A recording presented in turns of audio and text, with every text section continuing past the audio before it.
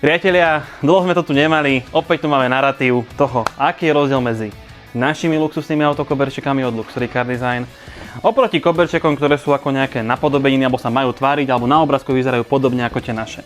Poďme to spoločne ukázať. V prvom rade, minule ste mi vraveli, že koberčeky naše, že sú vystreté, tu sú na stole, vyrovnávajú sa, bla bla bla bla bla, že čerstvo urobené a neviem čo všetko. Na schvál sme ich nechali všetky vyťahnuté von, aby sa krásne všetky nadýchli. 24 hodín, 24 hodín. Druhý rozdiel. Poďme sa spoločne pozrieť na hrúbku toho materiálu. Musím si zobrať moju čarovnú pomôcku. Hrúbka materiálu. Pozrime sa na to spoločne. Toto je porovnanie hrúbky materiálu. Je to minimálne o polovicu, ak nie ešte aj viac. Toto je ten najdôležitejší rozdiel. V tomto prípade tu chýba úplne lepivá výstuž, ktorá je vlastne medzi týmito dvoma vrstvami. Vidíte, že ako to ide samo od seba. Vôbec to není prešité, trhá sa to od seba. Kdežto náš materiál pevne drží na sebe. Krásne sú tie vankušiky takto nadýchané. Pozrite sa na to, aké sú krásne nadýchané.